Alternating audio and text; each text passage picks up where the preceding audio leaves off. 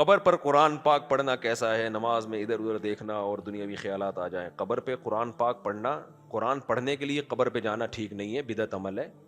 ویسے آپ قبر پہ زیارت کے لیے گئے تو فالتو بیٹھنے سے بہتر ہے وہاں قرآن پڑھ لو، دعائیں مانگ لو، کوئی بھی نیکی کا کام کر لو. باقی نماز میں ادھر ادھر دیکھنا تو بری بات ہے، گناہ ہے بھائی. دنیاوی خیالات خود لائے جائیں تو ناجائز ہے، خود بخود آ جائیں تو کوئی حرج نہیں ہے اس میں، پھر ٹینشن لینے کا نہیں ہے. بعض لوگ، آج ایک صاحب آئے مجھے کہنے لگے مجھے کبھی نماز میں بہت مزہ آتا ہے، کبھی بالکل بھی مزہ نہیں آتا، ایسی بوریت ہوتی ہے، میں بہت پریشان ہوں. میں نے کہا آپ کہیں جاب کرتے ہو، باس جب آپ کے ذمہ کوئی کام لگاتا ہے، کبھی اس کام کرنے میں آپ کو مزہ آئے گا، کبھی کام کرنے میں مزہ نہیں آئے گا. تو اپنے باس سے آپ نے کہا سر آپ مجھے کہتے ہیں چیک کیش کرا کے لاؤ، کبھی میں بھاگا بھاگا جاتا ہوں، کبھی میرا دل نہیں کر رہا ہوتا. باس رکھ کے چماٹ مارے گا، بولے گا یہ جو تجھے کام کہا گیا ہے وہ کر لے، یہ مجھے نہ بتایا کرے مجھے یہ کام میں مزہ آ رہا ہے نہیں آ رہا. تجھے تنخواہ ملتی ہے کام کی، کام کر، مزہ آئے یا نہ آئے. کبھی مزہ آتا ہے کام میں، کبھی مزہ، کبھی گھر میں جھاڑو لگانے میں مزہ آ رہا ہوتا ہے. کیا خیال ہے؟ میں گائے کو کبھی کبھار نہلاتا ہوں، ایسا مزہ آ رہا ہوتا ہے. گائے کو اتنا مزہ نہیں آ رہا ہوتا جتنا مجھے نہلانے میں مزہ آ رہا ہے. کبھی گائے کو چارہ ڈالو بڑا مزہ آتا ہے، کبھی بوریت ہو رہی ہوتی ہے ابے یار.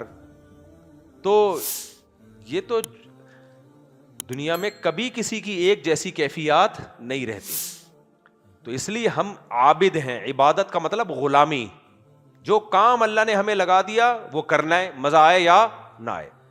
تو یہ ہر ایک، میں نے ان کو بتایا یہ ہر ایک کے ساتھ ہوتا ہے. کبھی عبادت میں مزہ آتا ہے، کبھی مزہ نہیں آتا. کبھی تلاوت میں بڑا مزہ آئے گا، کبھی مزہ نہیں آئے گا. ہم حکم کے پابند ہیں بھائی. نماز پڑھنی ہے دل لگے یا نہ لگے. ہمارے مدرسے میں ایک طالب علم تھے، وہ ان کو جیسی نیت باندھتے نیند آ جاتی، ویسے وہ جاگتے رہتے تھے. نماز میں ایک دم وہ بےچارے اتنے پریشان، یار نیت باندھتے ہی نیند آ جاتی ہے، لیکن وہ غیر اختیاری سردے میں جا کے سو جاتے، لیکن غیر اختیاری چیز تھی یہ. تو ہمارے حضرت کو انہوں نے لکھا کہ میں بہت بیزار ہوں. حضرت بیزاری کی کیا بات ہے، دونوں مزے ایک ساتھ، ایک ٹکٹ میں دو مزے، نماز بھی اور نیند بھی. جان کے تھوڑی کر رہے ہو، کوئی بات نہیں. فجر کی نماز میں مدرسے کے طلبہ کو دیکھا کرو آپ، ایسے اٹھے کہ آئے ہوئے ہوتے ہیں، سردے میں سارے سو رہے ہوتے ہیں، کوئی کونی مار کے دوسرے کو اٹھا رہا ہوتا ہے، ایسے چل رہا ہوتا ہے. بس اللہ کو یہی ادا پسند ہے بھائی. ہم جو ہمارے بس میں ہیں اسے چھوڑو نہیں، جو ہمارے اختیار میں نہیں ہے اس کے پیچھے پڑو نہیں. تو کام کو فوکس کرو. آپ نے کہا ہے کہ میوزک سن سکتے ہیں، کیا یہ قرآن کی ثابت ہے؟ میں نے تو نہیں کہا. میوزک سے فضول کے چیزیں اٹھا اٹھا کے میرے کھاتے میں تھوپتے ہیں اور پھر سوال کھڑا کر دیتے ہیں.